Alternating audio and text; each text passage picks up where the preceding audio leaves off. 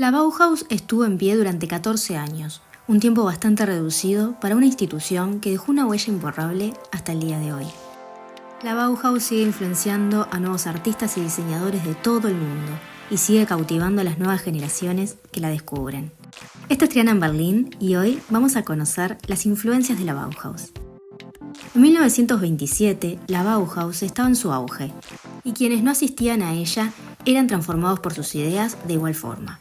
Es así que el tipógrafo alemán Paul Renner inventa ese año la tipografía Futura. La fuente es conocida por su estilo geométrico y moderno que refleja los principios de la Bauhaus y el movimiento moderno en el diseño.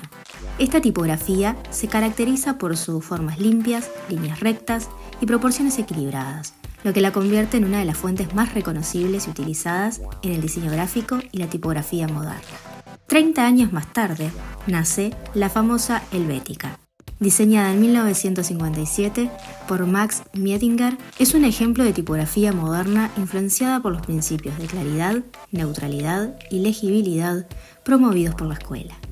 En 1914, nace el destacado diseñador gráfico estadounidense Paul Rand, conocido por su enfoque minimalista y su uso innovador de formas geométricas y colores primarios en línea con la estética de la Bauhaus. Rand creció prácticamente a la par de la escuela, que fue fundada en 1919.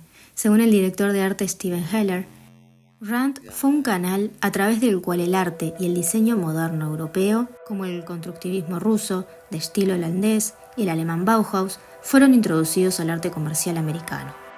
Y ya que nombramos el movimiento de Stil, hay que destacar a figuras como Piet Mondrian y Theo van Doesburg, que compartieron muchos ideales con la Bauhaus, incluyendo el uso de formas geométricas simples, el énfasis en la abstracción y la integración del arte y la arquitectura.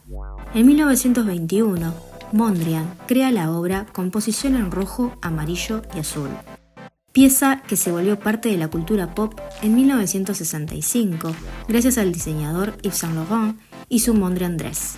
Yves Saint Laurent lanzó en 1965 una colección inspirada en las obras del pintor neerlandés, cuyas pinturas geométricas se alinean con los principios de diseño de la escuela. El vestido Mondrian es un ejemplo icónico de cómo Saint Laurent integró el arte y la moda de una manera moderna y vanguardista.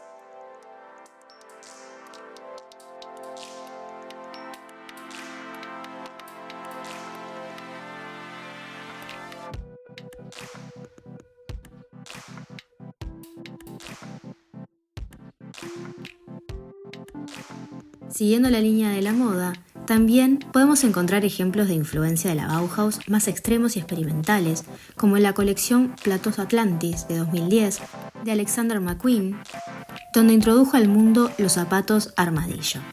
Un diseño que perfectamente puede haber surgido en los talleres de metal o teatro de la Bauhaus, un zapato con una estructura que remite a los trajes del ballet triádico de Oskar Schlemers y que tranquilamente podrían haber formado parte de este. Otros ejemplos de entre tantos en la moda es Comme des Garçons de la mano de Rei Kawakubo, que constantemente juega con las limitaciones del cuerpo y la creación de nuevas formas. También vemos esta influencia en la colección de accesorios que Phoebe Philo creó para Celine.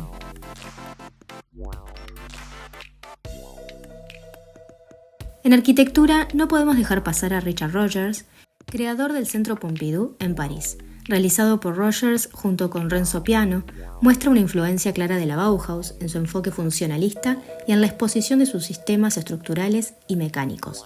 También podemos contemplar la arquitectura de la famosa Zaha Hadid, que incorporó la geometría y la abstracción en sus diseños, buscando una fusión entre arte y arquitectura que refleja la experimentación y la innovación de la Bauhaus. En el diseño industrial destaca una silla que quizás mucha gente confunde con ser un producto de la Bauhaus, la silla de plástico Eames de 1948 y la Eames Lounge Chair de 1956, diseñados por Charles y Ray Eames. Estas piezas icónicas reflejan los principios de la Bauhaus con su forma ergonómica, el uso de materiales modernos y la atención al detalle en la fabricación. La Eames Lounge Chair es posiblemente la obra más famosa de Charles y Ray, diseñada con un enfoque en la comodidad y la ergonomía, utilizando materiales como la madera contrachapada, moldeada y cuero. La silla tiene líneas limpias y curvas suaves que reflejan el énfasis de la Bauhaus en la integración de forma y función. La silla de plástico fue inicialmente diseñada en colaboración con Herman Miller y pioneras en el uso de plástico moldeado como material para muebles. La forma ergonómica y el uso eficiente del material reflejan la influencia de la escuela en la experimentación con nuevos materiales y técnicas de producción industrial. Otro diseño de 1951 es la Eames Wire Chair. Este diseño de silla utiliza una estructura de alambre de acero soldado, combinando ligereza y resistencia. La forma abierta y transparente del diseño recuerda a las sillas tubo de acero diseñadas por Marcel Breuer, donde la estructura y el material se muestran de forma honesta y funcional. Por último tenemos la Eames Storage Unit. Esta serie de estanterías y almacenamiento, diseñadas en 1950, utiliza paneles de acero y madera, destacando por su modularidad y versatilidad.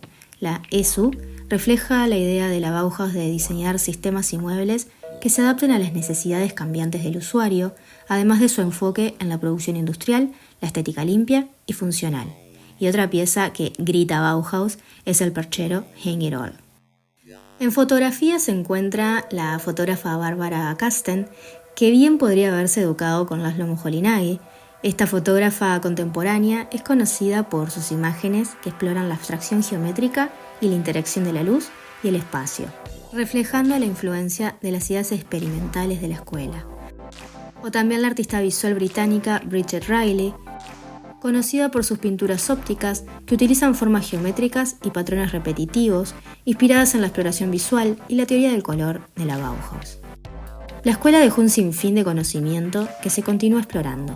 Quizás su éxito arrollador se basa en que la escuela es más que un movimiento, es un estilo de vida temporal, que tiene la capacidad de mutar para adaptarse a los tiempos modernos, porque a diferencia de tantos otros, la Bauhaus no es una expresión del presente, es cómo pensamos el futuro. Espero que te haya gustado este video, no te olvides de suscribirte que me ayuda un montón y nos vemos el domingo que viene con otra historia. Que tengas una hermosa semana.